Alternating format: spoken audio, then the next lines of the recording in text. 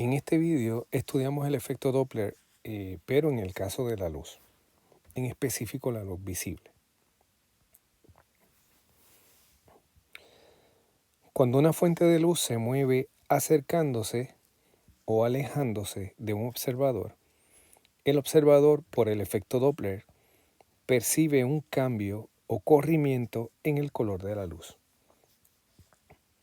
Este fenómeno también ocurre cuando es el observador el que se mueve relativo a la fuente de luz. Así que lo que importa es el movimiento relativo entre el observador y la fuente. En este diagrama vemos una fuente de luz en reposo respecto al observador en la figura, en el medio de la figura. La luz tiene cierta longitud de onda. Si esa misma fuente de luz se mueve hacia el observador, por el efecto Doppler observaremos un corrimiento en las longitudes de onda hacia las longitudes más cortas, como se observa aquí en la figura. Si la fuente se aleja del observador, entonces vamos a ver un corrimiento hacia las longitudes de onda más grandes, como se observa en la figura. Vamos primero a tratar el efecto Doppler para las ondas electromagnéticas y específicamente la luz, cuando la fuente y emisor se están alejando. Bien, cuando están separándose, está aumentando la distancia entre ellos en función del tiempo. La ecuación para calcular cuál es la longitud de onda observada es la siguiente. Lambda obs es igual a lambda rep raíz cuadrada de 1 más v sobre c dividido entre 1 menos v sobre c. La longitud de onda observada es lambda obs, que sería, en este caso, la fuente se está alejando del observador y lambda obs sería esto. La longitud de onda medida en reposo, lambda rep, es la que se mide cuando el observador y la fuente están en reposo, no hay movimiento relativo entre ellos. C sería la rapidez de la luz. Vamos a utilizar como valor estándar 3.00 por 10 a la 8 metros por segundo. Y V sería la rapidez relativa. Así que esas son todas las variables que vemos en esta ecuación. Es típico utilizar el siguiente parámetro. Beta igual a V sobre C. Que me dice la fracción de la rapidez del objeto comparado con la luz. ¿A qué fracción de la velocidad del objeto, a qué fracción de la velocidad de la luz se encuentra el objeto? De tal modo que si V es igual a C, eso implica que este parámetro es igual a 1. Y utilizando beta, podemos escribir lambda observado sería igual a lambda en reposo por la raíz cuadrada de 1 más V sobre C beta dividido entre 1 menos V sobre C beta. Así que podemos escribir la ecuación de esta forma.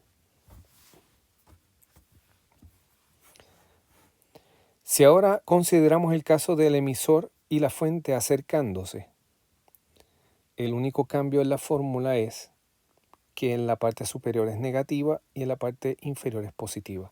Si nos fijamos para el emisor y la fuente alejándose, positivo arriba, negativo abajo. Cuando es acercándose, negativo arriba, positivo abajo. Las variables tienen el mismo significado.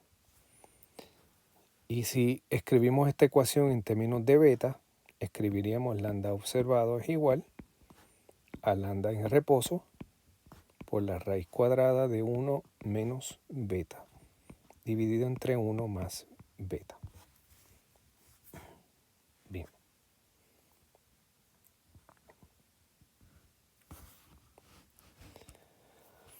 Si nos mantenemos en el rango electromagnético del visible, cuando el objeto se acerca o la fuente se acerca a nosotros vamos a percibir los colores corridos hacia el lado azul del espectro. Si por otro lado estamos en esta zona y el objeto se está moviendo, en este caso de izquierda a derecha, nosotros vamos a percibir un corrimiento hacia la parte roja del espectro. Por lo tanto, cuando el objeto se aleja, tenemos un corrimiento al rojo del espectro, o redshift en inglés, y cuando el objeto se acerca a nosotros, la fuente se acerca, tenemos un corrimiento al azul, o blue shift.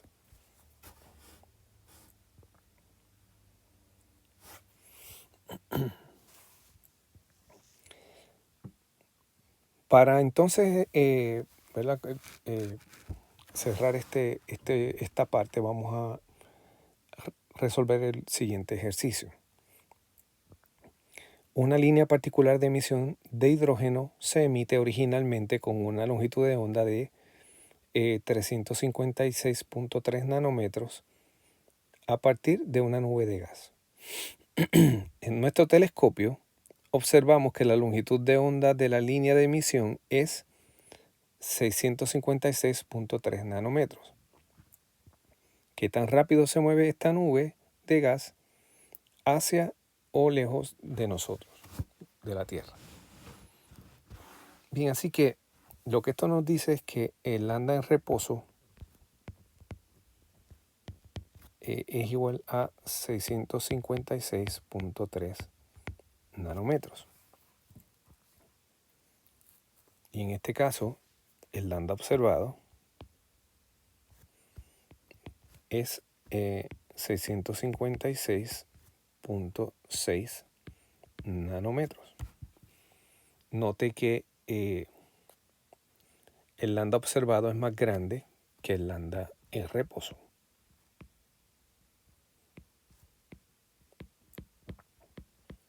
Eso implica que la nube se aleja.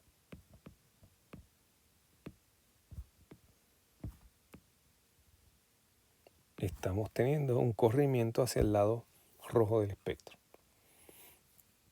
Así que, como hemos identificado que se está alejando, utilizamos la ecuación que corresponde.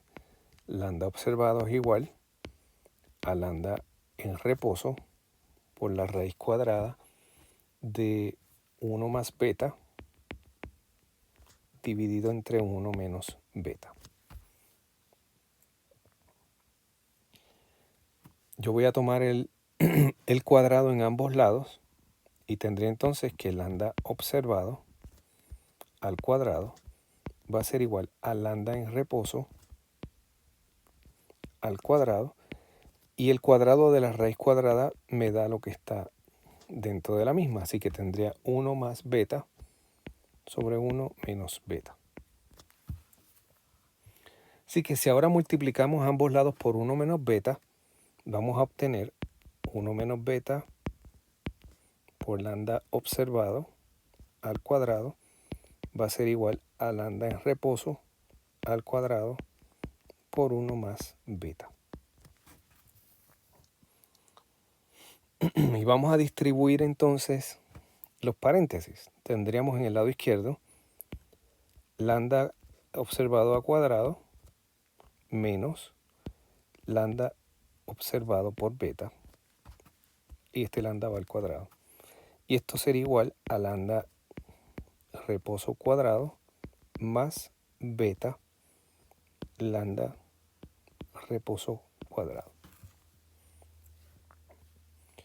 Así que yo voy a pasar todo lo que tiene beta al lado derecho, lo que no tiene beta al lado izquierdo. Así que tendría aquí lambda observado al cuadrado.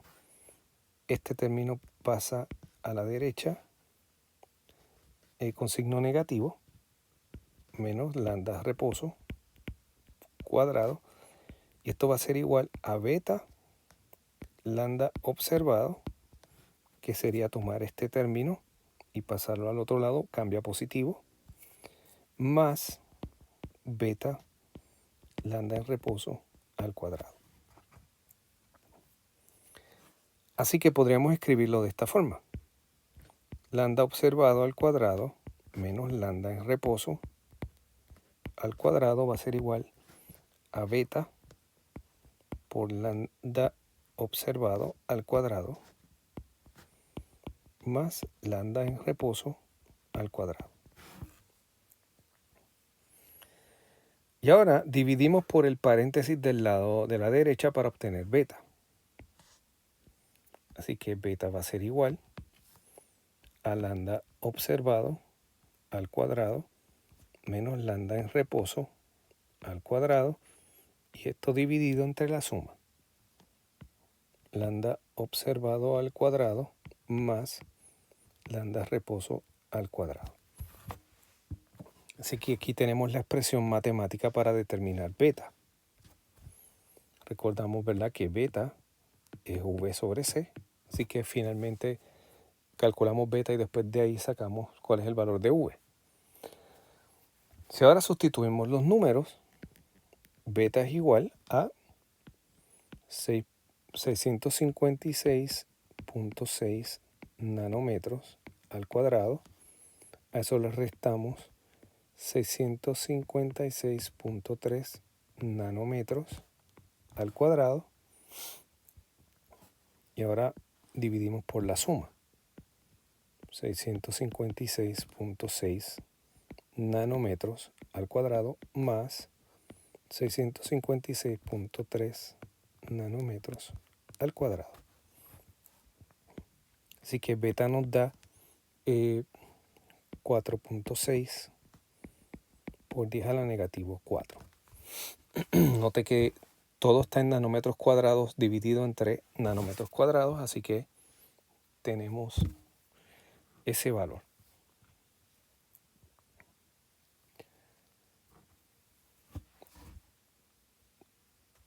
Como esto es igual a V sobre C, V entonces va a ser igual a beta sobre C. Así que sería 4.6 por 10 a la negativo 4 multiplicado por la rapidez de la luz, 3.00 por 10 a la 8 metros por segundo. Así que V va a ser igual a 1.4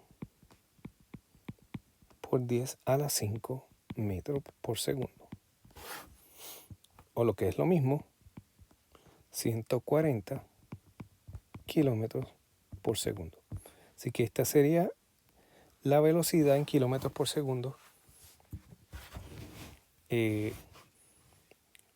a la que se mueve esa nube relativo a nosotros y se está alejando.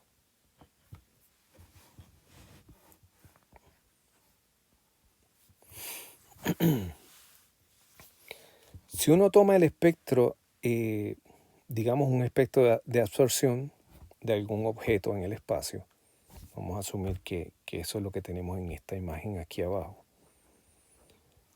lo comparamos con el espectro tomado, ¿verdad?, en los laboratorios en la Tierra, con la fuente en reposo. Si el objeto está estacionario, vamos a suponer que vemos estas líneas.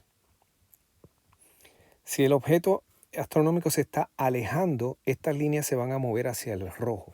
O sea que obtendríamos el espectro de esta forma. Note que las distancias relativas entre las líneas se quedan igual.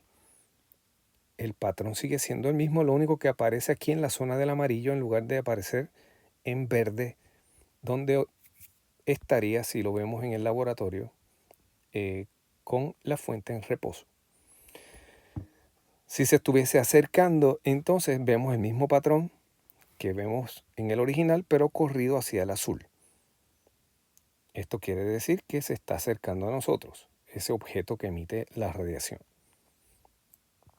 Por lo tanto, si hay corrimiento hacia el rojo, el objeto se está alejando de nosotros. Si hay corrimiento hacia el azul, quiere decir que ese objeto se mueve hacia nosotros.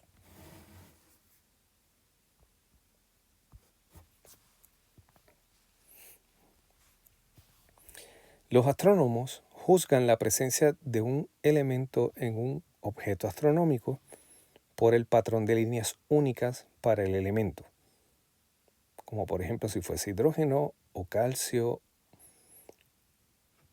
u otro de los elementos, lo que nos permite determinar que esos elementos son parte de la estrella o galaxia que estamos observando. El efecto Doppler no cambia el patrón de líneas de un elemento dado, solo cambia el patrón entero ligeramente hacia las longitudes de onda más rojas o más azules. Como vimos anteriormente, la estructura del patrón se mantiene, lo que pasa es que aparece a longitudes de onda diferentes. El patrón que está trasladado, ¿verdad?, o movido de lugar todavía es bastante fácil de reconocer, ¿verdad? Si uno en este caso tiene este patrón de 3 líneas, que es el original, pero uno observa el mismo patrón en esta zona, pues es bastante fácil de determinar cuál es el elemento. Pero si reconocemos este patrón, obtenemos un bono adicional, que es la cantidad, que es la velocidad básicamente en la dirección nuestra o alejándose de nosotros. Así que la cantidad en que se modifica el patrón puede permitirnos determinar la velocidad de los objetos en nuestra línea de visión, lo que llamamos, ¿verdad?, más técnicamente la velocidad radial. Podemos determinar la temperatura de una estrella, qué elementos hay en ella, e incluso su velocidad en la dirección hacia nosotros o alejándose de nosotros. Y esta es realmente una impresionante cantidad de información para las estrellas que están a años luz de distancia. Esta información que no está accesible a mediciones directas las podemos hacer utilizando la luz. Observaciones de la luz que nos llegan nos permite identificar un montón de propiedades de los objetos celestes.